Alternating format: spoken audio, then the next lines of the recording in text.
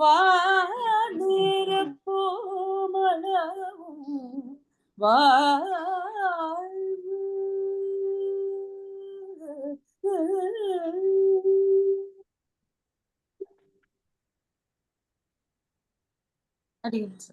Namaskaram to all. I thank you very much for attending this now. Today evening is going to be a special session because of our Ganesh Lakshminarayan's speech. Now, Yasya Padrapade Vase Shravane Janma Vishrudam Tena Sri Venkatesana Na Guru Na Devu Samaha. So, Uttama Veeracharya, you must have heard about him. He has written this Danyan on Desikan. Uttamur is Abhinava Desikan and he has given on the original Desikan. இதோடைய தமிழாக்கம் பார்த்தோம்னா தோன்றினான் அப்புரட்டாசி திருவோணத்தில் அத்தோன்றலுக்கு இணையில்லை எத்தேவும் எக்குரும். He goes to the extent of saying that there is no comparable God or Acharyan to Desikan.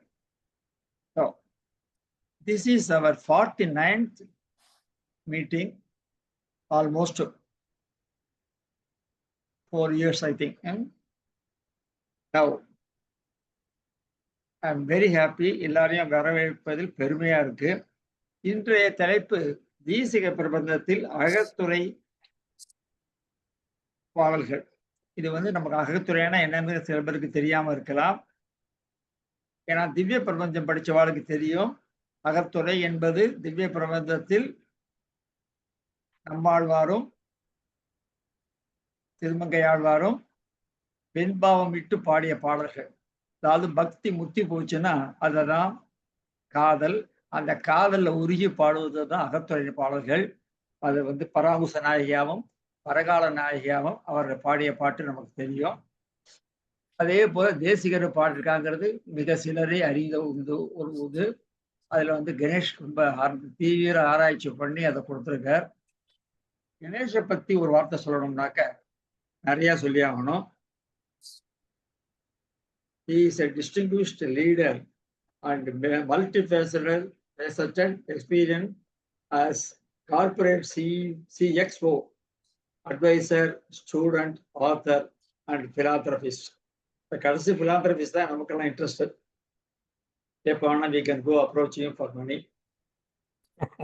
And with ever three decades of international management experience, Mr. Lakshminarayan, that is Ganesh, has collaborated with the multinational corporations, B2B startups, and leading Indian enterprises as managing director for ServiceNow. He is employed at present in ServiceNow. He holds an MBA from University of Michigan and Rouse School of Business, a bachelor degree in computer science from Guindy Engineering College, and recently completed an MA in the Vaishnavism. He is an MA holder, and I am very proud to say that he was my student. He continued his academic pursuit in Vaishnavism and the Tamil studies. He has penned many books, and one is Bharati and Kadali and Thambirabarani என்னும் காதலி, பாரதி என் காதலன், and கடவுளும் Ganesh ஐயங்காரும். He has converted himself to Iyengar. Now, in the philanthropic sphere, he is funding trust for Ondre Foundation, which I don't know, and which supports initiatives in Tamil literature, education, healthcare, and arts. He is also founding member of the Social Venture Partners, Bangalore, and the trustees of Tamil Padibadu Arakkatthalai. So he has got the multifaceted this one experience, and I now request Sri Ganesh to open his talk. Thank you, sir. Can you hear me, sir? Well, you can hear me, right? Okay. Yes, well. Okay. Okay. Yes. எம்பெருமார் திருவடிகளே சரணம். சீரொன்று துப்புள் திருவேங்கடமுடையான் பார்வொன்றச் சொன்ன பழமொழியில் ஓரொன்று தானே அமையாதோ தாரணியில் வாழ்வார்க்கு வானேற போரமருவும் வாழ்.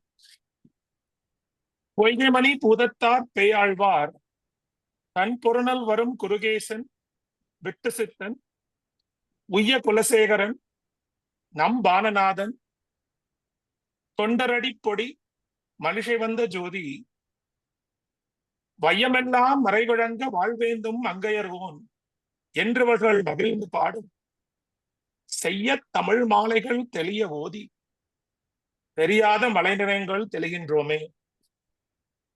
சிறியப்பதியான பெரிய பெருமாளின் அருளாலும் எம்பெருமானாரின் கருணையினாலும் ஸ்ரீமான் வேதாந்த தேசிகர் முதலான ஆச்சாரியர்களின் அனுகிரகத்தினாலும் எனக்கு வைணவம் கற்றுக் கொடுத்த ஆசிரியர்கள் அனைவரின் அருளாலும் வேதாந்த தேசிகரின் அகத்துரை பாடல்கள் என்ற தலைப்பிலே ஓரிரு வார்த்தைகள் பேச வாய்ப்பு கிட்டியுள்ளது. இது பெரும் பாக்கியம். இந்த வாய்ப்பை எனக்கு அளித்த பார்த்தசாரதி சுவாமிகளின் திருவடி தாமரைகளிலே தண்டம் சமர்ப்பித்துக் கொள்கிறேன். ஸ்ரீமான் வேதாந்த தேசிகர் 120க்கும் மேலான நூல்களை அருளி செய்திருக்கிறார். 120 நூல்கள் வடமொழி, பிராகிருதம், தமிழ், மணிப்பிரவாளம் என்று பல மொழிகளிலே அருளி செய்திருக்கிறார். அவர் அருளிய முதல் தமிழ் நூல் மும்மணிக்கோவை. திருவனந்தபுரத்து பெருமாள் தெய்வநாயகன் மீது அவர் கொண்ட பக்தியின் பிரபாவம் இந்த நூல். இதை தேசிகரே நவமணி மாலையிலே இறுதி பாசுரத்தில் அருளி செய்திருக்கிறார். அண்டமில் சீர் ஐந்தை நகரமர்ந்த நாதன் அடியினை மேல் அடிவுரையால் 50 ஏத்தி சிந்தியவர் பாக்கிருதம் 100 கூறி செழுந்தமிழ் மும்மணிக்கோவை செறியச் சேர்த்து பந்து களன் அம்மானை ஊசல் ஏசல் பரவு நவமணி மாலை இவையும் சொன்னேன் முந்தை மறைமொழிய வழிமொழி நீ என்று முகுந்தனருள் தந்த பயன் பெற்றேன் நானே. நவமணி மாலையில 9வது பாசுரத்துல அவர் நான் எழுதிய நூல்களை எல்லாம் சொல்கிறார். அடிவுரையால் 50 ஏத்தி, அடிவுரை என்றால் வடமொழி. அதிலே தேவநாயக பஞ்சாசத் என்று 50 ஸ்லோகங்களை கொண்ட ஒரு நூலை முதலிலே இயற்றினார். அதுதான் அவர் எழுதிய முதல் நூல். சிந்தைகவர் பிராகிருதம் 100 கூறி மனதை கவர்கின்ற பிராகிருத பாஷையிலே அக்ஷத சதகம் என்னும் 100 ஸ்லோகங்களை அருளினார். செடும் தமிழ் மும்மணி கோவை செறியச் சேர்த்து பந்து களல் அம்மானை ஊசலேசல் பரவு நவமணி மாலை. இதெல்லாம் சிற்றிலக்கியம். பந்து களல் அம்மானை ஊசல் ஏசல் என்றால் தமிழ் இலக்கியத்திலே சிற்றிலக்கிய வகையிலே வருவது. இந்த 5ம் நமக்கு கிட்டவில்லை. நமக்கு மும்மணி கோவையும் நவமணி மாலையும் தான் கிடைத்தன. அதிலும் 30 பாசுரங்களிலே 10 பாசுரங்கள் தான் கிடைத்துள்ளன. மீதி 20 பாசுரங்கள் நமக்கு கிடைக்கவில்லை. 14ஆம் நூற்றாண்டிலே அலாவுதீன் கில்ஜியுடைய தளபதியான மாலிக் காஃபூர் தெற்கே வந்து பல ஆலயங்களை அழித்தார். நம்முடைய தரிசனம் பட்ட கஷ்டங்கள் கொஞ்ச நஞ்சம் அல்ல. ஸ்ரீரங்க பெருமாள் திருப்பதிக்கு எடுத்து செல்லப்பட்டார். பாஷ்ய கிரந்தங்கள் அனைத்தும் கர்நாடகத்துக்கு எடுத்து செல்லப்பட்டன. இந்த கிரந்தங்களை காத்து அவற்றை கர்நாடகத்துக்கு ஏற்றுச் செல்லும் பொறுப்பை ஸ்ரீமான் வேதாந்த தேசிகர் ஏற்றுக்கொண்டார். ஒரு இரவு வெட்டி கொல்லப்பட்ட நம்முடைய வைஷ்ணவ முன்னோர்களின் பிணங்களோடு பிணமாக கிடந்து மிலேச்சர்களிடமிருந்து அரிய வைஷ்ணவ செல்வங்களை காப்பாற்றியவர் ஸ்ரீ மகாதேசிகர். அவருடைய 5 பிரபந்தங்களும் நமக்கு மீண்டும் கிடைக்க தெய்வநாயகன் அருள் புரியட்டும். மும்மணிக்கோவை என்னும் தமிழ் நூலுக்கு கடுமையான இலக்கணம் உண்டு. ஆசிரியப்பா, வெண்பா, கட்டளை கலித்துறை என்று 30 வகைகள் ஒன்றன் பின் ஒன்றாக வர வேண்டும். அந்தாதியாக அமைந்து வர வேண்டும். சுவாமி தமிழ் இலக்கண வகுப்பு நடத்த போறேன்னு சொல்லியிருந்தா வந்தே இருக்க மாட்டோம். ஏதோ தேசிகர் அருளிய காதல் பாடல்கள் கேட்கலான்னு வந்தா வெண்பா ஆசிரியப்பான்னு ஆரம்பமே சரியில்லையேன்னு சிலருக்கு தோணலாம். அடியேன் இலக்கண வகுப்பு எடுக்க வரல. நம்முடைய ஆச்சாரிகளின் தமிழ் புலமை, அவர்களுடைய பாண்டித்யம், அதற்கு நாம் ஒரு தண்டம் சமர்ப்பிக்க வேண்டும். கர்நாடக இசை அடியனுக்கு தெரியாது. ஆனா நல்லா தெரிஞ்ச சில பேருக்கு தெரியும், ராகங்களுக்கு பாவங்கள் உண்டு.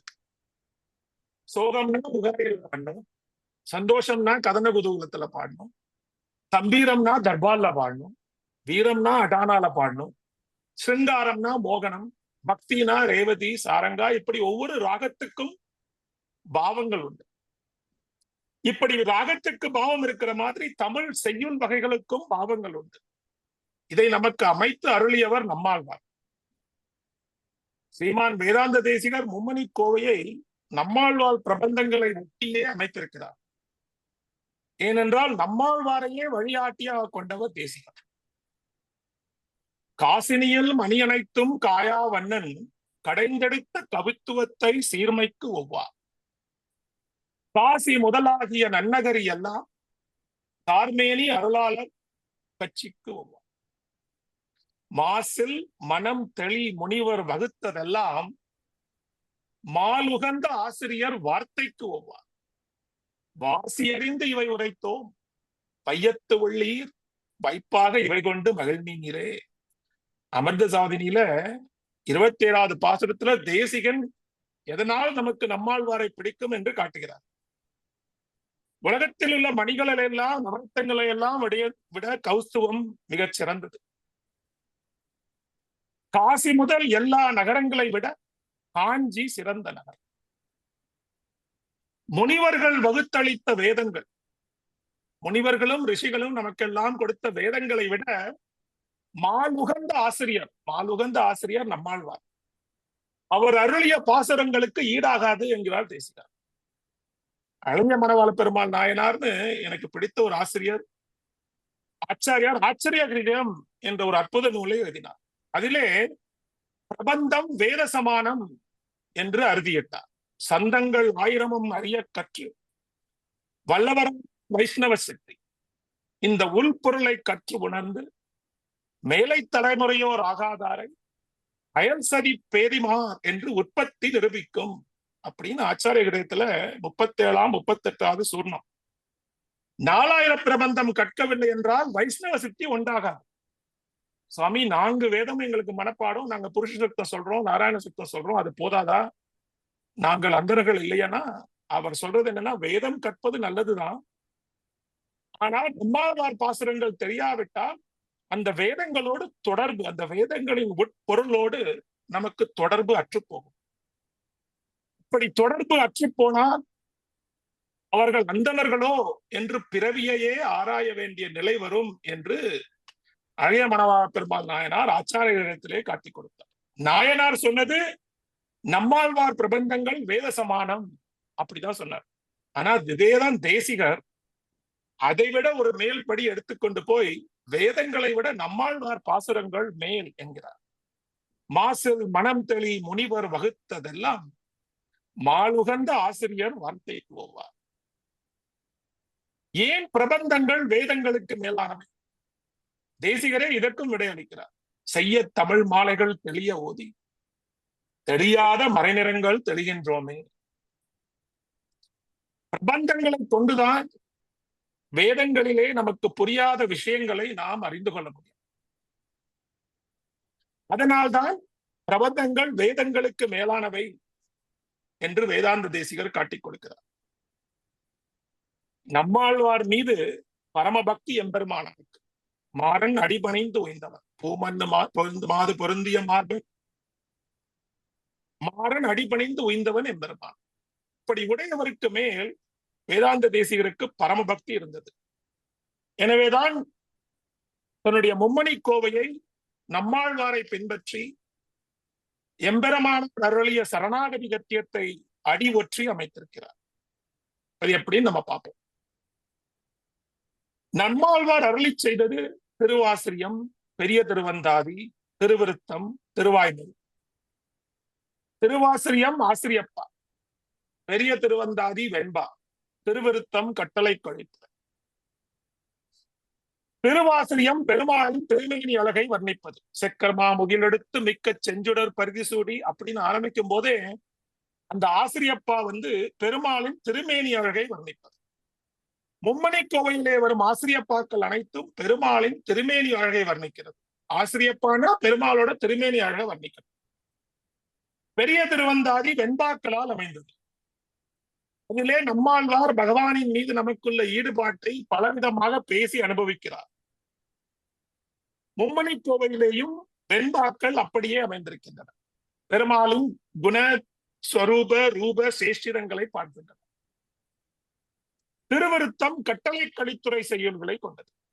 கட்டளை கலித்துறை என்பது அகப்பாடல்கள் பாடுவதற்காக திருவிருத்தத்திலே நம்மாழ்வார் எடுத்துக்கொண்ட பாவனை, அதாவது காதல் பாடல்கள்.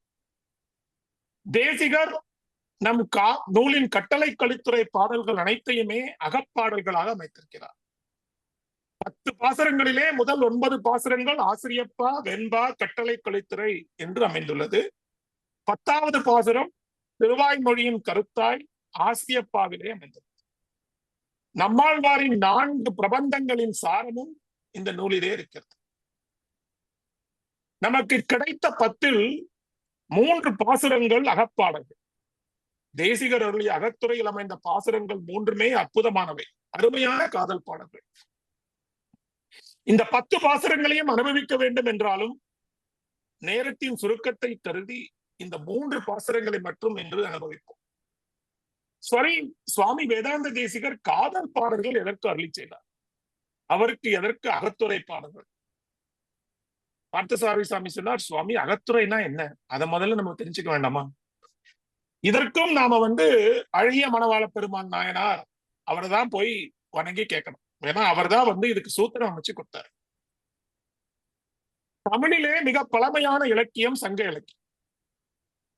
கிட்டத்தட்ட 2500 ஆண்டுகளுக்கு முன்னால் எழுதப்பட்ட இலக்கியம். சங்க இலக்கியம் அகம்புறம் என்று 2 வகைப்படுகிறது. அகப்பாடல்கள் மனிதர்களின் வாழ்வை, உறவை, காதலை, பிரிவை, பாசத்தை, மரணத்தை பாடுவது. என்பது போர், பொருள் சேர்ப்பது, வாழ்க்கை வாழ்வும் முறையை பாடுவது. அகப்பாடல்களிலே பாத்திரங்கள் தலைவன், தலைவி, தாய், தோழன், தோழி, தந்தை இவைதான் முக்கிய பாத்திரங்களாக அந்த பாடல்களிலே நாம் காண்கிறோம். துணை பாத்திரங்களாக பார்ப்பான், கட்டுவிச்சி, வேலன், பாணன் என்று பலர் வருவார்கள். இந்த அகத்துறை உத்தியை ஆழ்வார்கள் தங்கள் பாடல்களிலே பயன்படுத்தி கொண்டார்கள். எதற்காக அகத்துறையை பயன்படுத்தினார்கள்? ஏன் சங்க இலக்கியத்தின் காதல் பாடல்களை தங்கள் பக்தி இலக்கியத்திலே கொண்டு வர வேண்டிய அவசியம் என்ன? சங்க இலக்கிய காலம் பொது யுகத்துக்கு முன்னால் 300 ஆண்டுகள் தொடங்கி, அதாவது 300 BC-லேருந்து பொது யுகம் 2ஆம் நூற்றாண்டு வரை 200 AD, ஒரு 500 வருட காலத்திலே எழுதப்பட்ட இலக்கியம் சங்க இலக்கியம். ஆழ்வார்களின் காலம் 5ஆம் நூற்றாண்டிலிருந்து 8ஆம் நூற்றாண்டு வரை, 5th century AD to 8th century AD. இந்த சங்க இலக்கிய காலத்துக்கும் பக்தி இலக்கிய காலத்துக்கும் நடுவிலே என்ன நடந்தது? வைணவ சம்பிரதாயம் சங்க இலக்கிய காலத்திலே தழைத்து ஓங்கி இருந்தது. சங்க இலக்கிய நூலான பரிபாடலிலே பெருமாளின் பெருமை முழுவதும் பேசப்படுகிறது. சரணாகதி சொல்லப்படுகிறது. அவனுடைய பலவிதமான அவதாரங்கள் பேசப்படுகின்றன. சங்க இலக்கியமான அகநானூறு, ஐங்குறுநூறு என்று பல இடத்திலே ராமர், பலராமர், கண்ணன் வருகிறார்கள். நம்முடைய திவ்ய தேசங்களை பற்றிய குறிப்புகள் இருக்கின்றன. ராமர் கதை இருக்கிறது, கிருஷ்ணன் கதை இருக்கிறது. அதன் பிறகு மற்ற மதங்கள் தலையெடுத்தன. கடவுளை அறிவுபூர்வமாக அணுகின. கடவுள் பொது மனித சமுதாயத்தில் இருந்து விலகி போய்விட்டார். படிச்சவனுக்கு தான் கடவுள்னு ஆயிப்போச்சு. ஒரு 2-3 நூற்றாண்டுகள் பொது யுகம் 200 AD, அதாவது 200லிருந்து 500 வரை இப்படி ஒரு காலம், ஒரு இருண்ட காலம். இப்போது அவதரித்த ஆழ்வார்கள் அதை மாற்றினார்கள். ஆழ்வார்கள் பக்தியை வைத்து இறைவனை நமக்கு மிக அருகிலே கொண்டு வந்தார்கள். சரணாகதி என்னும் எளிய வழியை நமக்கெல்லாம் காண்பித்துக் கொடுத்தார்கள். பக்தி இயக்கம் பரகி பெருக அதன் ஊற்றாக இருந்தது ஆழ்வார்கள் தான். கடவுளை குழந்தையாய், தாயாய், தந்தையாய் பாவித்து அவர்கள் அற்புத பாசுரங்களை அருளி செய்தனர். வைத்தனையும் காய்ந்த பாலும் வடிதயிரும் நறுவெண்ணையும் எத்தனையும் பெற்றறியேன் எம்பிரான் நீ பிறந்த பின்னே எத்தனையும் செய்ய பெற்றாய் ஏதும் செய்யேன் கதம் படாதே முத்தனைய முறுவல் செய்து மூக்குறிஞ்சு முறைவுனாயே.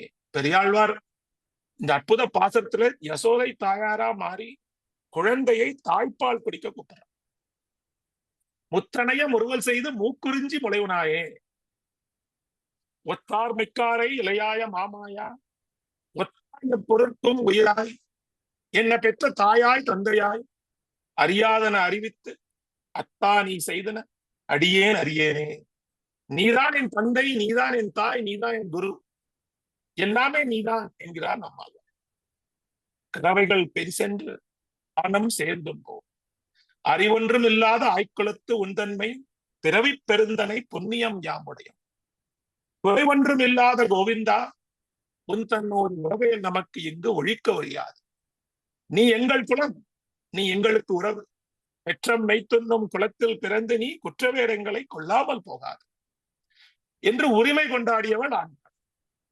இப்படி பக்தி என்னும் எளிய வழியை காட்டி நம்மை எல்லாம் பெருமாளுக்கு மிக அருகிலே அழைத்து சென்று அவன் சொரூபம், ரூபம், குணம், சேஷ்டிதங்கள் முதலியவற்றை அனுபவிக்க செய்ய ஆழ்வார்கள் உபயோகித்த அற்புத யுக்தி இறைவனை காதலனாக தலைவனாக பாவித்தது. ஜீவாத்மாக்களை எல்லாம் தலைவியாக பாவித்தது. அப்படி செய்த போது அவர்கள் கற்று பாண்டித்யம் பெற்றிருந்த சங்க இலக்கிய உத்திகளை, இலக்கணத்தை, கவிதை நயங்களை, கருத்துக்களை உபயோகித்துக் கொண்டார்கள். இதை ஆழ்வார்கள் எப்படி உபயோகப்படுத்தினார்கள்? இந்த தலைவன், தலைவி, தோழி, தாய்னு காதல் பாடல்கள் வர பாத்திரங்கள் அவை எவற்றின் உருவகங்கள்? இதை நமக்கு காட்டிக் கொடுத்தவள் அழகிய மணவாள பெருமாள் நாயனார். ஆச்சாரிய விருத்தியில ஞானத்தில் பெண் பேச்சு, பிரேமத்தில் பெண் பேச்சு என்பது ஒரு உயிரான சூத்திரம். ஆழ்வார்கள் பல மனநிலையிலே இருந்து பாடல்களை பாடினார்கள். அவர்கள் பக்தி மேலிடும் போது நிலைமையை அடைந்து பாசுரங்களை அருளி செய்தனர் என்கிறார் நாயனார். அதாவது நமக்கெல்லாம் பக்தி மேலிடும் போது நாம் எல்லோருமே பெண்கள் நிலையை அடைந்து விடுகிறோம். எல்லா ஜீவாத்துமே பெண்கள், பரமாத்மா பெருமாள். அப்படிப்பட்ட பரபக்தி நிலையை நாம் அடைய வேண்டும் என்பதுதான் நம்முடைய வாழ்வின் குறிக்கோள். அதற்காகத்தான் ஆழ்வார்கள் பிரபந்தங்களை அருளி செய்தார்கள். இந்த நிலையிலே நாயகி பாவத்திலே ஆழ்வார்கள் அருளி செய்த பாசுரங்களிலே சங்க இலக்கிய உத்திகளை காண்கிறோம். நம்மாழ்வார் பராங்கிசை நாயகி என்றும், திருமங்கை ஆழ்வார் பலகால நாயகி என்றும், ஆண்டாள் ஆண்டாளாகவே தன்னை பாவித்து அற்புதமான இந்த காதல் பாசுரங்களிலே தலைவன், தலைவி, தோழி, கட்டுவிச்சி, தாயார் என்று பல பாத்திரங்கள் வருகின்றன. ஜீவாத்மா பரமாத்மாவுடைய உறவையும், சரணாகதியையும், வீடு வேற்றையும், நம்முடைய சம்பிரதாயத்திலே உள்ள ரகசிய நூல்களையும் மந்திரங்களையும் புரிய வைக்க ஆழ்வார்கள் சங்க இலக்கியத்தை அற்புதமாக பயன்படுத்தி கொண்டார்கள். இதை எப்படி பயன்படுத்தினார்கள் என்பதற்கு இலக்கணம் வகிக்கிறார் மணவாள பெருமாள் நாயனார். ஒரு அற்புதமான சூத்திரத்தை சொல்றார். சம்பந்த உபயாபலங்களிலே உணர்த்தி, துணிவு, பதற்றம் என்கிற பிரக்யா அவஸ்தைகளுக்கு தோழி, தாயார், மகள் என்று பெயர். இது கொஞ்சம் கடுமையான சூத்திரம், நான் மெதுவா சொல்றேன். பிரக்யானா உணர்வு, அவஸ்தைனா நிலை. நம்ம சொல்ற அவஸ்தை கஷ்டம்ங்கிறது இல்ல, அவஸ்தைனா நிலை. 3 நிலைகள்: சம்பந்தம், உபயம், பலம். அதுல உணர்த்தி, துணிவு, பதற்றம். இது எப்படி படிக்கணும்னா, சம்பந்தத்தை உணர்த்துபவள் தோழி கதாபாத்திரம், உபாயத்தில் துணிவு அதாவது உறுதி தாய் கதாபாத்திரம், பலனை அடைவதில் துடிப்பு தலைவி கதாபாத்திரம். ஓம் நமோ நாராயணா என்பது திருமந்திரம். அதில் ஓம் என்னும் சப்தம் உணர்த்துவது சம்பந்தம். இந்த ஓம் என்னும் சப்தத்தின் உருவகமாக தோழி பாத்திரங்களை வைத்து காதல் பாடல்கள் அருளி செய்தார்கள். நமோ என்பது உபாயத்தில் துணிவு, யான் எனது என்பதை அகற்றி அவனே நமக்கு எல்லாவற்றையும் செய்து கொடுப்பான் என்கிற அந்த உபாயத்திலே துணிவு தரும் சப்தம் நமோ. அந்த நமோ என்னும் சப்தத்தின் உருவகமாக தாய் பாசுரங்களை செய்தார்கள். மண்ணில் துடிப்பு, நாராயணன் என்பது அவனுக்கு கைங்கரியம் செய்ய வேண்டும், ஒளிவன் காலமெல்லாம் உடனாய் மன்னி வழுவிலா அடிமை செய்ய வேண்டும் அப்படி என்கிற துடிப்பு அதை தலைவி கதாபாத்திரமாக அருளி செய்தார்கள். இந்த ஒரு சூத்திரத்திலே திருமந்திரம், சண்டை இலக்கணத்தின் கதாபாத்திர அமைப்பு, அருளிச்செயர்களின் உட்பொருள், இதை வச்சுட்டு நம்ம திருவிருத்தம், நம்மாழ்வார் பாடின அகப்பாடல்கள், திருமங்கை ஆழ்வார் பாடின அகப்பாடல்கள் எல்லாவற்றுக்கும் உட்பொருளை அறிந்து கொள்ளலாம். இப்படி ஆச்சாரிய எழுத்தத்துக்கு மணவாள மாமுனிகள் அற்புதமா வியாக்கியானம் அருளி செய்திருக்கிறார். அதிலே இன்னும் ஆழமாக எப்படி நம்முடைய ஆழ்வார்கள் இந்த தோழி, தாய், தலைவி கதாபாத்திரங்களை திருமந்திரத்தின் ஓம் நமோ நாராயணா என்னும் சப்தத்தின் உருவகமாக அமைத்துக் கொடுத்தனர் என்பதை காட்டுகிறது. முதல்ல தோழி பார்த்தோம்னா, தோழி என்பவர் காதலிலே இருக்கும் தலைவனுக்கும் தலைவிக்கும் உள்ள உறவை நேரம் வரும்போது அவனுடைய அப்பா அம்மா உறவுகளுக்கெல்லாம் எடுத்து சொல்லும். இப்பவும் அப்படித்தானே இருக்கு.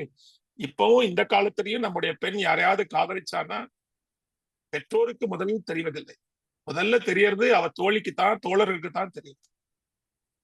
அப்புறம்தான் அப்பா அம்மா. அவ சொல்லித்தான் அப்பா அம்மாக்கு தெரியாது. இதேதான் 2500 ஆண்டுகளுக்கு முன்னாலும். இந்த தோழி என்பவள் உறவை உணர்த்துபவள், சம்பந்தத்தை உணர்த்துபவள். இந்த தலைவன் தலைவிக்கு தான், இந்த தலைவி தலைவனுக்கு தான் அப்படின்னு சொல்லுவோம். அது திருமந்திரத்தின் ஓம். அந்த ஓம் என்பதை நமக்கெல்லாம் புரிய வைப்பதற்காக தோழி கதாபாத்திரத்தை வைத்து காதல் பாடல்கள் அதை செய்தார்கள். சரி, தாய் என்பவள் யார்? பொண்ணு காதலிலே வீழ்ந்து விடுகிறான். முன்ன மாதிரி இல்லாம ஏதோ நோய் வந்த மாதிரி வித்தத்தை பார்த்துட்டு தானே பேசிண்டு, கைபேசியில எப்போதும் நோண்டிண்டு, தனியா தனியா போய் பேசிண்டு, ஏதோ காரணம் சொல்லி வெளியே போறேன்னு சொல்லிட்டு இப்ப எல்லாம் இருக்கே, அந்த மாதிரிதான் அந்த காலத்திலேயே அந்த பெண் இருந்திருப்பாள். இப்ப தாய் தான் முதல்ல கவலைப்படுவா. உடம்புக்கு என்னாச்சோ, என்ன வேண்டிக்கணுமோ, எந்த ஜோசியத்தை சாதகத்தை போய் காமிக்கணுமோ. தோழி சொல்லி அந்த சம்பந்தத்தை உணர்த்திய பிறகு காதல் தெரிஞ்சு போயிடும். தாய்க்கு என்ன தோணும்? அந்த பையன் நல்லவனா, அவனே வந்து பேசி எல்லார் சம்மதத்தோட கல்யாணம் பண்ணிக்கணுமே, இவாளா போய் கல்யாணம் பண்ணிடக்கூடாது, நம்ம குலத்துக்கு அடுக்காது, பையன் தேடி வந்து சம்மதம் வாங்கி நல்லபடியா கல்யாணம் பண்ணிக்கணும், பண்ணிப்பா, நம்ம பொண்ணு அப்படிப்பட்ட பையனை தான் பார்த்திருப்பா என்று அந்த வழியிலே உபாயத்திலே துணிவிடம் இருக்கும் பாத்திரம் தாய். இந்த உபாயத்திலே துணிவு என்பது நமோ என்னும் சப்தம். அதன் உருவகமாக தாய் பாசுரங்களை அமைத்து வைத்தனர். அப்ப தலைவி என்பது யார்? தலைவி ஐயோ சீக்கிரம் கல்யாணம் பண்ணிக்கணுமே, காதலனோட வாழணுமே என்று துடிப்புடன் இருப்பவள் தலைவி. அவன் அப்பா அம்மாட்ட போய் பேசுங்கோ, சம்மதம் சொல்லுங்கோ, சீக்கிரம் மண்டபம் பாருங்கோ என்று அந்த பலனில் பதற்றம். சம்பந்தத்தை உணர்த்துபவள் தோழி, ஓம் என்பதன் உருவகம். உபாயத்தில் துணிவு, அதாவது உறுதி, தாய், நமோ என்பதன் உருவகம். பலன் அடைவதில் துடிப்பு, தலைவி, நாராயணாயா என்பதன் உருவகம். இப்படி அகத்துறை உத்திகளை பின்பற்றி நம்மாழ்வார், திருமங்கை ஆழ்வார் அருளிய பாசுரங்கள் நமக்கெல்லாம் தெரியும். இதையே வேதாந்த தேசிகரும் அருளி செய்திருக்கிறார். அவருடைய முதல் தமிழ் நூலான மும்மணி கோவையிலேயே ஒரு அற்புத 3 பாசுரங்களினால் அகத்துறை பாடல்களாக அமைத்து முக்கியமான 3 விஷயங்களை நமக்கு காட்டிக் கொடுக்கிறார். அவர் சொல்ற முக்கியமான 3 விஷயங்கள் என்ன? பக்தி, பரஞானம், பரமபக்தி. இது நம்ம வந்து வைஷ்ணவத்துல MA படிச்சப்போ நாங்க இதை ரொம்ப ஆழ்ந்து படித்தோம். பரபக்தி, பரஞானம், பரமபக்தி என்பது ஒரு முமுட்சுவானவன் சரணாகதி அடைந்த பிறகு அடையும் உணர்வு நிலைகள், 3 படிநிலை. இதை கிருஷ்ண பரமாத்மா தன்னுடைய பகவத்கீதையில 11வது அத்தியாயத்துல காட்டி கொடுக்கிறார். பாரதியார் வந்து பகவத்கீதையை அற்புதமாக தமிழிலே மொழிபெயர்த்திருக்கிறார். நீங்க எத்தனை பேர் படிச்சிருக்கேன்னு தெரியல. பாரதியாரோட பகவத்கீதையை படிச்சா அவ்வளவு ஒரு உற்சாகமா இருக்கும். அற்புதமான தமிழிலே பெருமான் நமக்கு அருளியதெல்லாம் அவர் தமிழிலே சொல்கிறார். அதை நான் இப்ப சொல்றேன். அர்ஜுனா, என்னை நீ கண்டபடி, அதாவது அவனுக்கு விஸ்வரூபம் காட்டி கொடுத்தாச்சு. 11வது அத்தியாயத்துல அவன் பார்த்துட்டான் விஸ்வரூபத்தை. அதுக்கப்புறம் பெருமாள் அவன்கிட்ட சொல்றாரு, அர்ஜுனா நீ என்ன பார்த்தே இல்லையா, என்னை நீ கண்டபடி இவ்விதமாக வேதங்களாலும் தவத்தாலும் தானத்தாலும் வேள்வியாலும் என்னை காணுதல் இயலாது. பிரிதிடம் செல்லாத பக்தியால் மாத்திரமே என்னை இவ்விதமாக அறிதலும் உள்ளபடி காணுதலும் என்னுள் புகுதலும் என் தொழில் செய்வான் எனை தலை கண்டோன் என்னுடைய அடியான் பற்றெல்லாம் இற்றார் உயிரிடத்தும் பழமையில்லாதான் யாவன் பாண்டவா அவன் என்னை இதுவான். இந்த ஒரு அற்புதமான வடமொழி ஸ்லோகத்தை பாரதியார் ஒரு உணர்வு பூர்வமான தமிழா ஆக்கி கொடுத்தார். பெரிதிடம் செல்லாத பக்தி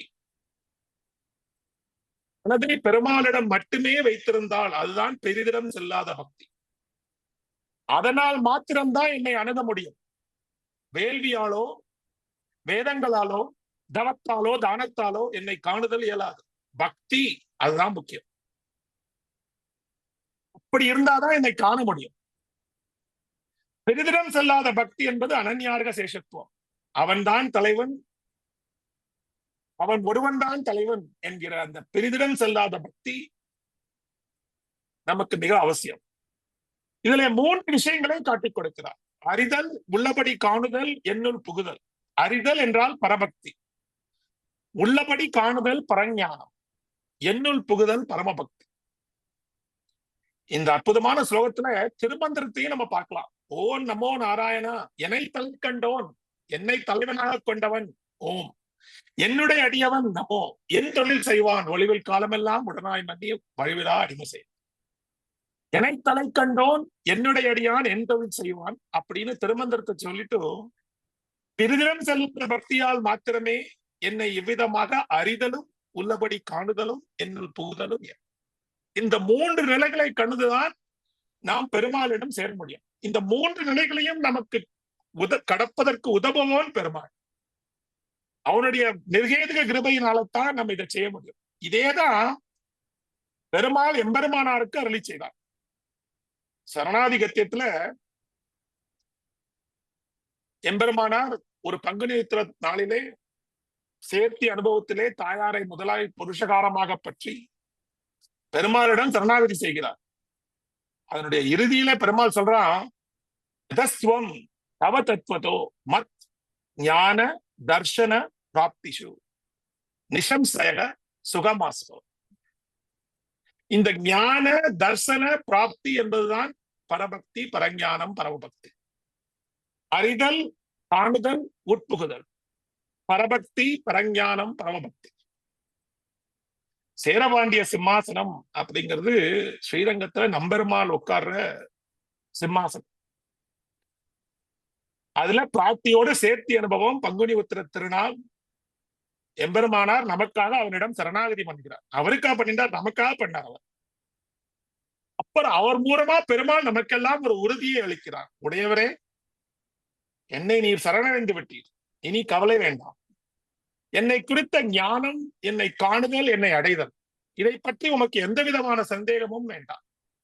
எல்லாம் நடக்கும். சுகமாக ஸ்ரீரங்கத்திலே வாழ்ந்து என்னை வந்து அடையும். பெரிதிடம் செல்லாத பக்தியால் மாத்திரமே என்னை இவ்விதமாக அறிதலும் உள்ளபடி காணுதலும் என்னுள் புகுதலும் இயலும் அப்படின்னு பகவத்கீதையில சொல்லி வச்சார். என் தொழில் செல்வான் என்னை தலை கண்டோன் என்னுடைய அடியான் பற்றெல்லாம் இற்றான் எவ்வுயிரிடத்தும் பழமையில்லாதான் யாவன் பாண்டவா அவன் என்னை எய்துவான். பெருமாள் அர்ஜுனனுக்கு தேர்தட்டில இருந்து கொடுத்த உறுதிமொழி கலியுகத்திலே எம்பெருமானாருக்கு கொடுத்தார். அவருக்கு இந்த உறுதிமொழியை கொடுக்கல, நமக்காக கருணையே மிகுவான எம்பெருமானார் நமக்காக பெருமாள் கிட்ட வாங்கின வரம் இது. அடியேனை போன்றவர்களுக்கு இந்த வரம் வைணவனாக பிறக்காத என்னை போன்றோருக்கு கிடைக்கணும்னா அதுக்கு உடையவர் கருணை இருந்தா தான் முடியும். அதிகாரம் உண்டேல் அரங்கர் இறங்காரோ, அதிகாரம் இல்லாதற்கன்றோ எதிராசா நீ இறங்க வேண்டுவது, நீயும் அதிகாரிகளுக்கே இறங்கியும் என் செய்வோம் யா அப்படின்னு மணவாள மாமுனிகள் ஆர்த்தி பிரபந்தத்திலே சாய்ச்சி கொடுப்பார். நாம் எம்பெருமானார் திருவடிகளிலே சரணாகதி அடைந்து விட்டால் அவர் நம்மை பெருமாளின் அருகிலே கூட்டி சென்று விடுவார். அதற்கப்புறம் பரபக்தி, பரஞானம், பரமபக்தி கிடைப்பது மிக எளிது. இந்த பரபக்தி என்பது இறைவனை அடையும் பேராகும். இது பக்தியினுடைய ஆரம்ப நிலை.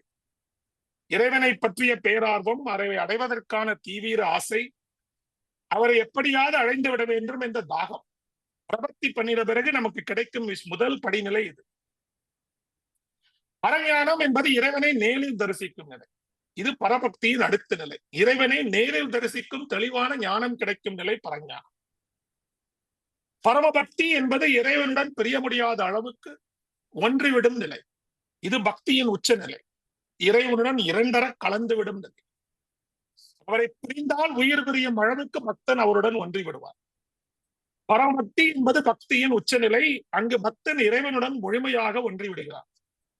இத நம்ம மானிட காதலோட பொருத்தி பார்த்தோம்னா, ஒரு பெண்ணும் பையனும் காதல விழுந்தா அதனுடைய முதல் நிலை காதலனை பற்றியே நினைத்துக் கொண்டிருப்பது, காதலியை பற்றியே நினைத்துக் கொண்டிருப்பது, அவருடைய குணநலங்கள், அவருடைய பேச்சு, அவருடைய இனிமை, அவருடைய நடை, அதையெல்லாம் நினைச்சுட்டு இருக்கிறது. இது பரபக்தி நிலை. ஒரு நொடி கூட பிரியாமல் காதலன் காதலியை பார்த்துக் கொண்டிருக்க வேண்டும், காதலி காதலனை பார்த்துக் கொண்டிருக்க வேண்டும், அவனை அனுபவித்துக் கொண்டே இருக்க வேண்டும் என்கிற ஒரு நிலை வரும்போது அது பரஞான நிலை. காதலனோடு ஒன்றி விடுவது, அவனோடு சேர்ந்து உயிர் வாழ்வது பரமபக்தி நிலை. நீரை விட்டுவிட்டால் மீன் எப்படி உயிர் வாழாதோ அந்த நிலை பரமபக்தி நிலை. இப்ப அதே மானிட காதல காதலி ஜீவாத்மா, காதலன் பரமாத்மான்னு வச்சு பார்த்தோம்னா, எம்பெருமானோடு கலந்த போது சகிக்கும்படியாகவும் பிரிந்த போது துக்கிக்கும்படியாகவும் இருக்கும் நிலை பரபக்தி நிலை. எம்பெருமானுடைய முழு நிறைவு நேர்காட்சி பரஞான நிலை. அந்த அனுபவம் பெறாவிடில் நீரை விட்டு பிரிந்த மீன் போல் மூச்சு அடங்கும்படி இருத்தல் பரமபக்தி நிலை. இதைத்தான் இப்ப நம்ம பார்க்க போறோம். இந்த 3, 6, 9ஆம் பாசுரம் பரபக்தி, பரஞானம், பரமபக்தி என்ற நிலைகளை அவர் காட்டிக் கொடுக்கிறார். இது ஒரு முன்னுரை கொஞ்சம் நீளமா இருக்கேன்னு யோசிக்காதீங்க. இது நமக்கு புரிஞ்சிருச்சுன்னா பாசுரங்களை இன்னும் நல்லா அனுபவிக்கலாம், கிடுகிடுன்னு போயிடும். சரணாதிபத்தியத்துல எம்பெருமானார் முதல்ல என்ன பண்ணார்? திருவை புருஷகாரமாக சரணாகதி பண்ணார். அதே பின்பற்றி வேதாந்த தேசிகர் சரணாகதி கத்தியத்துல எப்படி இருக்கோ அதே மாதிரி ஒரு அற்புதமான தமிழ் பாசுரத்துல திருவிடம் சரணாகதி பண்ணுகிறார்.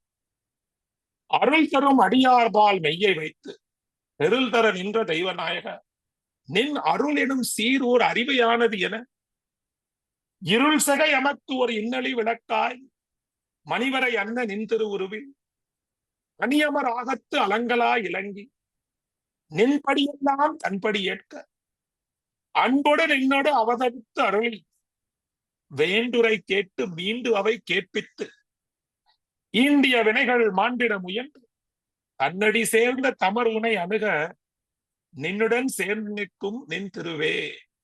வேதாந்த தேசிகரோட இந்த முதல் தமிழ் பாசுரம், இதுதான் அவர் எழுதிய முதல் தமிழ் பாசுரம். நினைச்சு பாருங்க, எவ்வளவு அற்புதமா இருக்கு. சரணாகதி கத்தியத்துல வடமொழியில என் பெருமார் சொன்னதை அற்புதமா தமிழ் படுத்திருக்காரு. வேண்டுரை கேட்டு மீண்டு அவை கேட்பித்து. தாயார் என்ன பண்றார்? நம்ம எல்லாம் இப்ப என்ன சொல்றோமோ அதெல்லாம் போய் பெருமாள்கிட்ட சொல்லி, அண்ணா பாருங்க, நல்ல பையன், இந்த தடவை மோட்சம் கொடுத்துருவோம். ஈண்டிய வினைகள் மாண்டிட முயன்று. நம்ம எல்லாம் என்ன பண்றோம்? நம்முடைய வினை தீரம்னா தாயார்கிட்ட தான் போய் நிற்கணும். தன்னடி சேர்ந்த தமர் உனை அணுக. தன்னிடம் வருகின்ற தன்னுடைய பாகவதர்கள், தமர்னா உறவினர், அடியார்கள், பாகவதர்கள். நம்ம போய் தாயார்கிட்ட விழுந்தோம்னா அவன் கொஞ்சம் நேரம் பார்த்து பெருமாள்கிட்ட பக்கத்துல கூட்டிட்டு போறான். தன்னடி சேர்ந்த தமருனை அணுக நின்னுடன் சேர்ந்து நிற்கும் நின் திருவே. எப்போதும் உன்னை விட்டு அகலாமல் இருக்கின்ற திரு. அது எப்படிப்பட்டவள்? எப்படி அழகா வர்ணிக்கிறார். நின் அருள் எனும் சீர் ஓர் அறிவையானது என. அறிவைனா பெண். நின் அருள் எனும் சீர், பெருமாளுடைய அருள் எல்லாம் ஒருக்கம் தாயார். இருள் சக எமக்கு ஒரு இன்னலி விளக்கு. நம்மெல்லாம் இருட்டுல மாட்டின்னு இருக்கோம், அதுக்கு விளக்கா இருக்கவோ தாயார். மணிவரை அண்ண நின் திரு உருவில். ஒரு பெரிய மலை மாதிரி இருக்கிறவருடைய திருவுருல அணியமர் வாகத்து அலங்கலா இலங்கி. அலங்கல்னா மாலை. அருள் தரும் அடியார்பால் மெய்யை வைத்து தெருள் தர நின்ற தெய்வநாயக. நீ எனக்கு அருள் தரனா நிக்கிற, ஆனா அதையெல்லாம் பண்ணி கெடுப்பவனு தாயார் அப்படின்னு முதல்ல தாயாரிடம் புருஷகாரமாக சரணாகதி செய்கிறார். தன்னடி சேர்ந்த தமருனை அணுக நின்னுடன் சேர்ந்து நிற்கும் நின் திருவே. அற்புதமான பாசுரம். முதல் பாசுரமே ஒரு பெரிய நிலையிலேருந்து ஒரு ஒரு ஒரு சரணாகிருத்தியத்தோட அந்த முதல் வடமொழி ஸ்லோகத்தை இதை அற்புதமா தமிழ்படுத்திருக்க. திருவை கண்ட பிறகுதான் அவனுடைய திருமேனி அவர் கண்ணிலே படுகிறது. திருக்கண்டேன் பொன்மேனி கண்டேன் அப்படின்னு முதலாளர்கள் பாடினது இதான். திருவாள் அடியவருக்கு மெய்யனார் செய்ய திருமாமகள் என்றும் சேரும் திருமார்பிலே இம்மணி கோவையுடன் ஏற்கின்றார் எந்தன் மும்மணி கோவை மொழி. ஆயான புருஷகாரமா பற்றினோன்னு பெருமாளுடைய குணம் உருவம் அவர் கண்ணிலே தெரிகிறது. அவன் நிறைய ஆரங்களை அணிச்சுட்டு இருக்கான். அவன் அணிவித்துக் கொண்டிருக்கும் அந்த ஆரங்களோடு சேர்ந்து நான் பாடும் இந்த நவமணி கோவையும் அவன் ஏற்றுக்கொள்வான் என்று முதலிலே சொல்கிறார் 2ஆம் பாசுரத்துல. 3ஆம் பாசுரத்துல பெருமாளை பார்த்தோன்னே அவனுடைய அழகில மயங்கினோடனே அவனுக்கு பக்தி மேலிட்டு விடுகிறது. இப்போது பெண் பாவத்தை அமைந்து விடுகிறார். ஞானத்தில் பெண் பேச்சு, பிரேமத்தில் பெண் பேச்சு நம்ம பார்த்தோம்.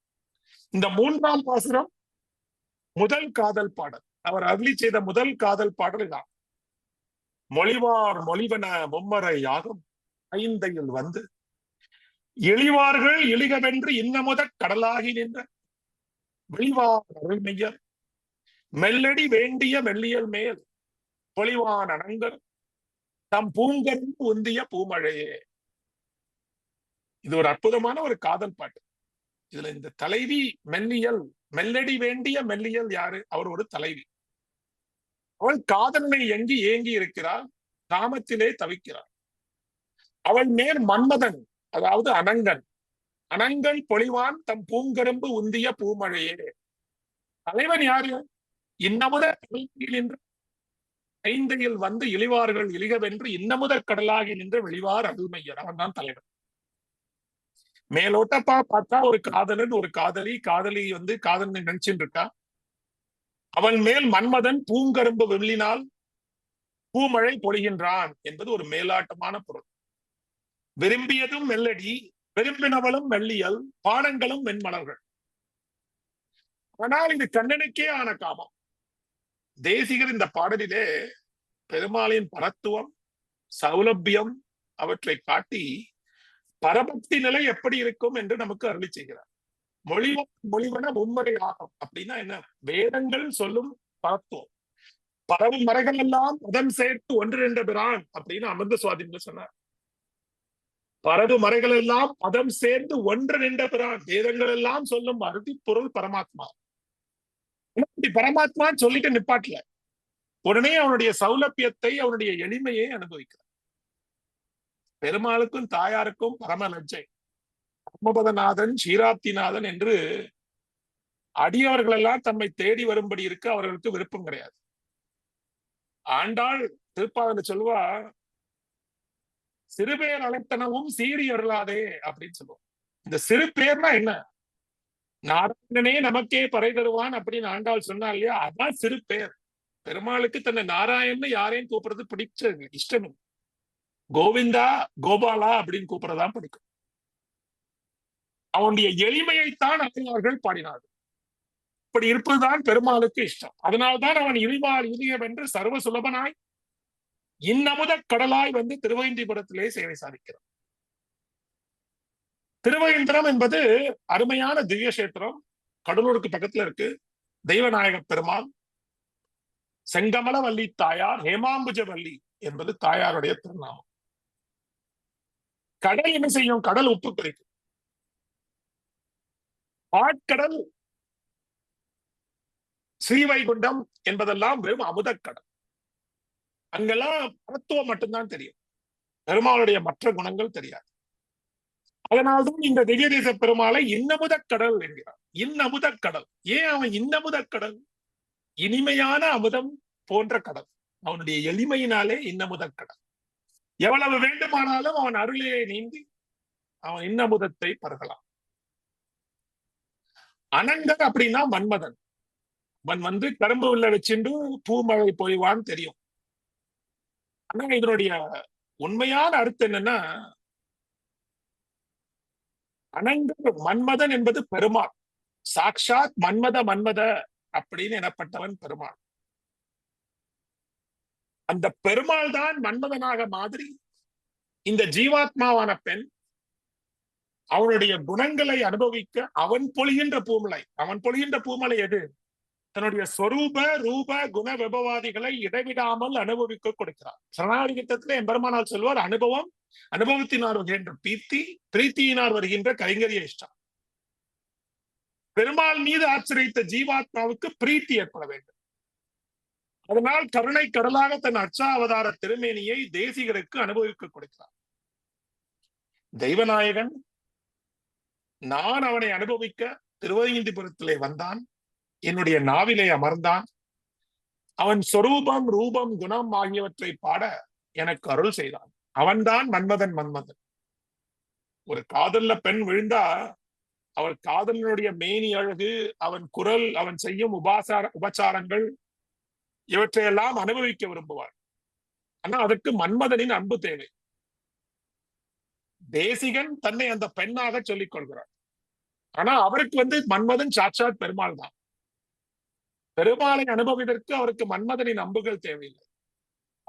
தன்னுடைய நிர்ஹேதுக கிருபையினாலே அவருடைய அச்சாவதார திருமேனியின் அழகையும் அவனுடைய குணநலங்களையும் அவர் நாவிலே பாடச் செய்து அதையே மன்மத பானங்களாக ஆக்குகிறார். இதை மேலோட்டமா பார்த்தோம்னா இது தோழி பாசனம். ஒரு தோழி தலைவியின் நிலை கண்டு வருந்தி கூறுவதாக முடிந்தது. இரங்கல் என்னும் தமிழ் துறை. இப்படி ஒரு அகத்துறை பாடலை உபயோகித்து பரபக்தி என்னும் அற்புதமான ஒரு கருத்தை நமக்கு தேசிகர் காட்டிக் கொடுக்கிறார். இந்த தலைவி இந்த தலைவனுக்குத்தான் என்று சம்பந்தத்தை உணர்த்துவது. சம்பந்தத்தை உணர்த்துவது ஓம் என்னும் சப்தம். அதன் உருவகம்தான் தோழி. இந்த பாசுரத்தின் உட்பொருள் ஜீவாத்மாவின் பரபக்தி நிலை.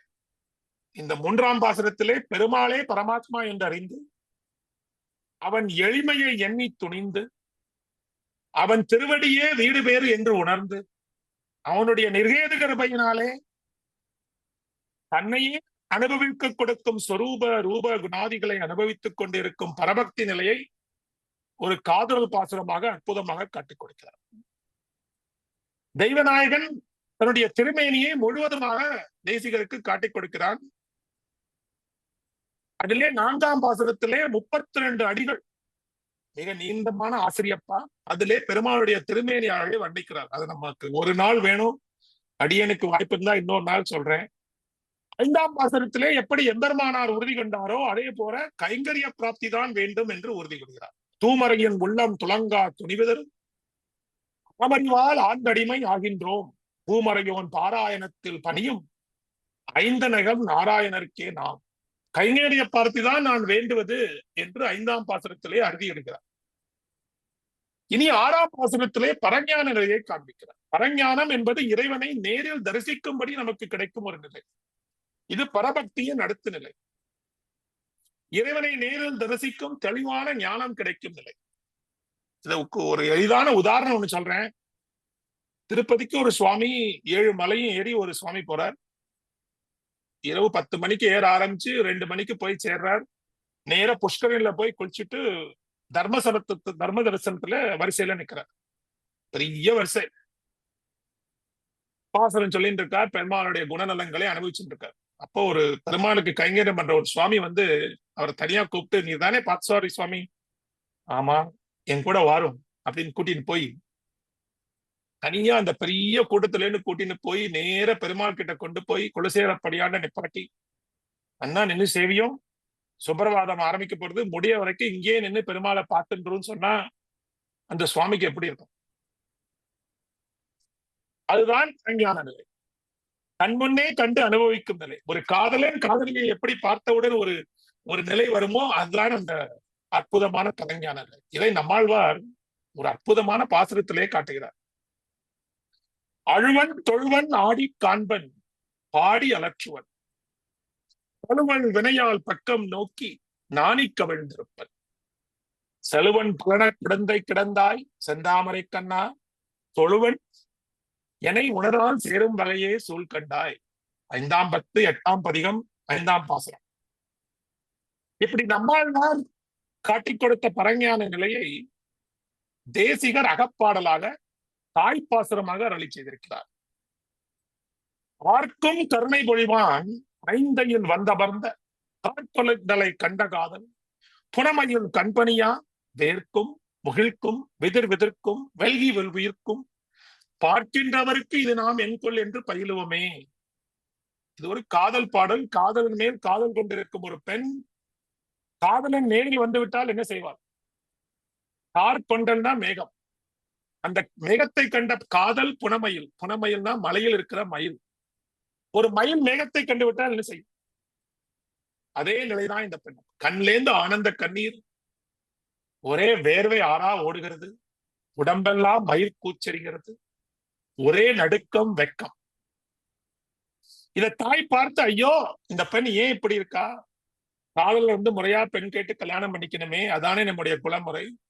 உன் பொண்ணு ஏன் இப்படி இருக்கான்னு யாராவது கேட்டா நான் என்ன பதில் சொல்ல போறேன் அப்படின்னு ஒரு தாய் புலம்புவதாக இந்த பாசுரத்தை அமைத்திருக்கிறார். ஆனால் இதன் மூலமாக காதல் படமாக தேசிகர் காட்டுவது என்ன?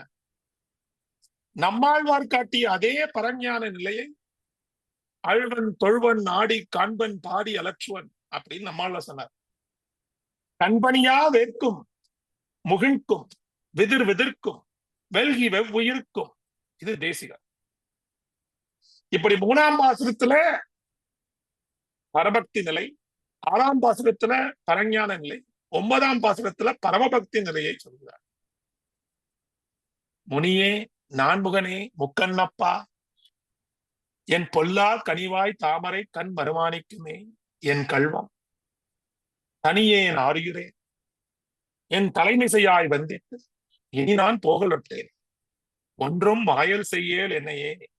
இது திருவாய்மொழியில இப்படி நம்ம எல்லாம் படிக்கிறவெல்லாம் உருக வைக்கிற 10வது பதிகத்துல நம்மாழ்வாருக்கு பரமபக்தி வந்த நிலையை காட்டுகிறது அப்படின்னு நம்முடைய ஆச்சாரர்கள் காட்டி கொடுக்கிறார். நம்மாழ்வாருக்கு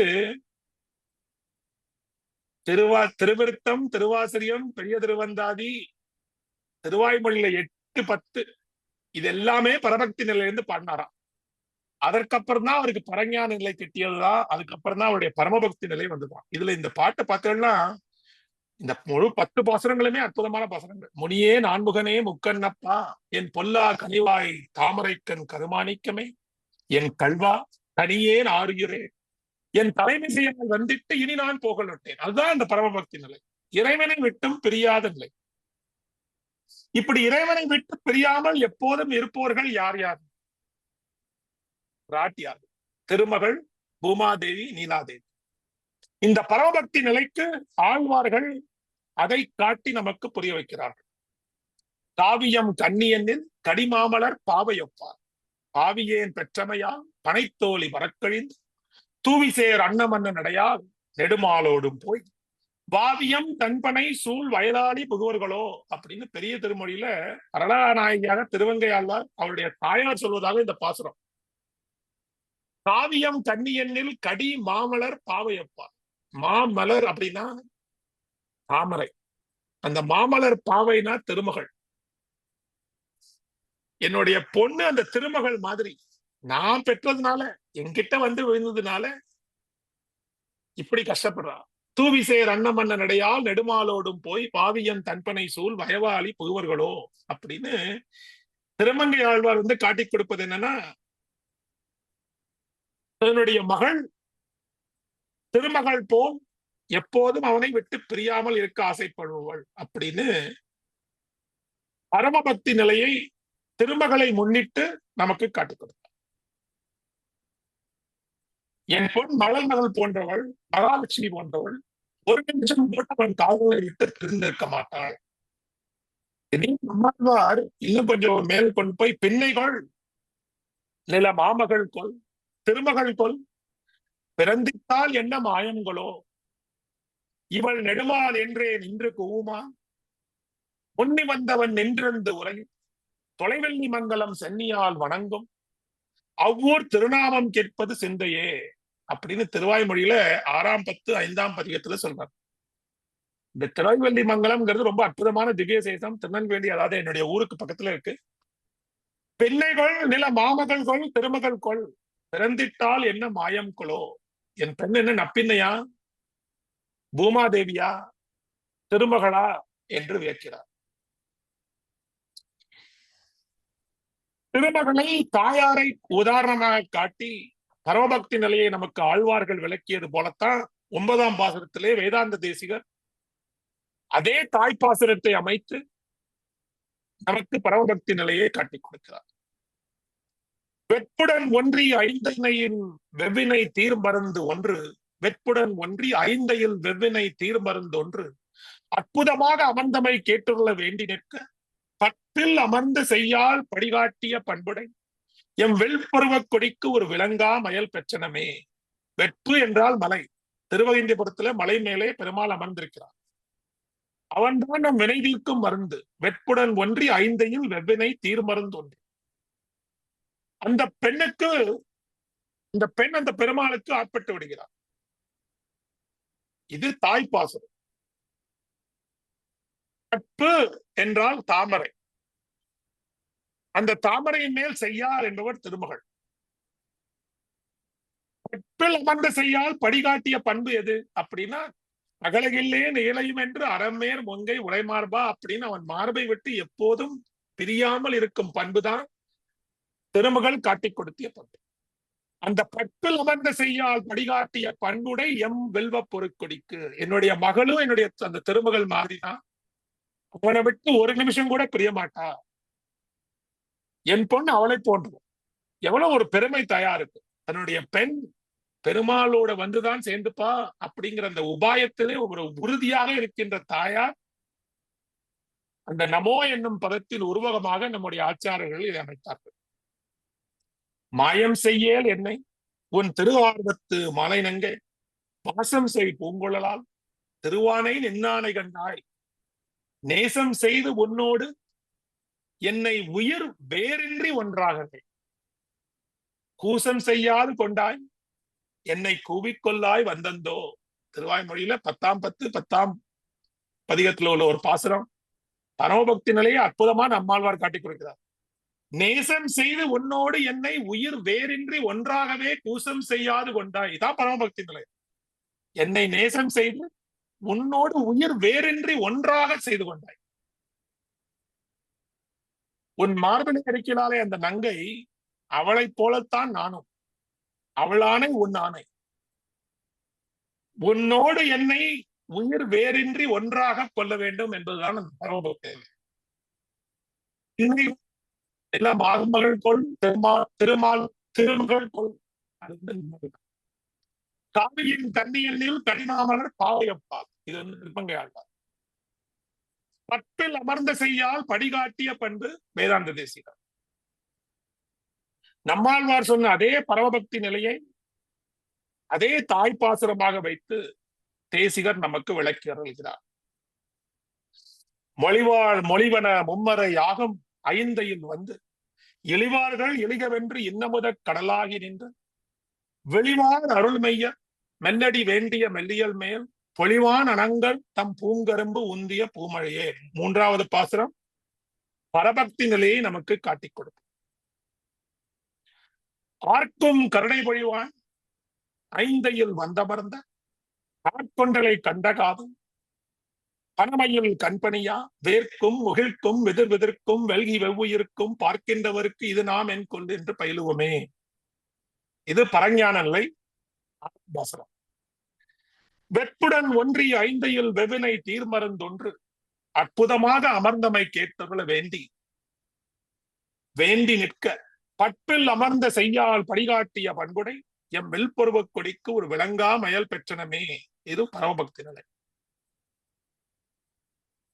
நம்மாழ்வார் காட்டிய வழியிலே அதே வழியில் பாக்களை அமைத்து ஆசிரியப்பா வெண்பா கட்டளை கொளுத்துறை என்று அமைத்து அகத்துறை உத்தியை புகுத்தி எளிதான காதல் பாடல்களை அமைத்து எம்பெருமானார் சரணாகதிகத்திலே வடமொழியிலே சொன்ன பரபக்தி பரஞானம் பரமபக்தி என்ற 3 நிலைகளை அடியேனை போன்றவர்களுக்கெல்லாம் எளிதிலே புரியும்படி செந்திரட்ட தமிழோசையில் சொன்ன 3 பாசுரங்களில் பொம்மணி கோவை என்னும் அவர் முதல் தமிழ் நூலை இதுவரை அனுபவித்தோம். தேசிகரின் தமிழை அனுபவிப்பதற்கு ஒரு பிறவி போதாது. ஒரு தடவை இத மாதிரி ஒரு கிளாஸ்ல பார்த்தசாரி சுவாமிகிட்ட நான் சொன்னேன், அடியனுக்கு பிடித்த 2 ஆச்சாரியர்கள் பராசரப்பட்டர் அழகிய மணவாள பெருமாள் நாயனார். ஏன்னு கேட்டார். அப்ப சொன்னேன், அவ 2 பேரும் தமிழ்ல ஒரு பெரிய ஆர்வம் கொண்டவர்.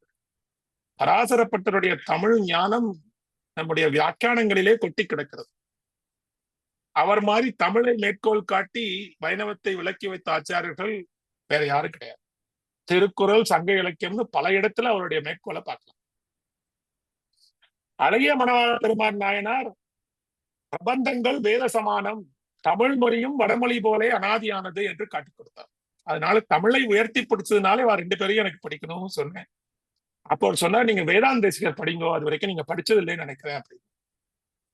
இதை படிச்ச பிறகு தான் தெரியுது, வேதாந்த தேசிகர் இவர் 2 பேரையும் விட ஒரு படி மேல் சென்று வேதங்கள் தமிழ் பிரபந்தங்கள் வேத சமானம் அப்படின்னு சொன்னார் நாயனார். வேதங்களை விட பிரபந்தங்கள் மேலானது என்று சொன்னவர் வேதாந்த தேசிகர். அவருடைய தேசிக பிரபந்தத்தை எல்லோரும் படிக்க வேண்டும் என்று அடியேன் ஒரு விண்ணப்பம் செய்து கொள்கிறேன். தேசிகரின் தமிழை அனுபவிப்பதற்கு இந்த ஒரு பிறவி போதாது. நேரத்தின் சுருக்கத்தை கருதி இதோடு நிறைவு செய்வோம். தேசிகரின் அருள் இருந்தால் விரிவாக மீண்டும் அனுபவிப்போம். நானிலமும் தான் வாழ, நான்மறைகள் தாம் வாழ, மாநகரில் மாறன் மறைவாழ, ஞானியர்கள் சென்னி அணிசேர் தூப்போல் வேதாந்த தேசிகனே இன்னும் ஒரு நூற்றாண்டிரும். வாழியணி தூப்போல் வரு நிகமாந்த தேசியசிரியன், வாழியவன் பாதார விந்தமலர், வாழியவன் கோதிலா தாழ்மரலை கொண்டாடி கொண்டிருக்கும் தீதிலா நல்லோர் திரு எம்பெருமானார் திருவடிகளே சரணம். தூப்போல் துணைவன் திருவடிகளே சரணம்.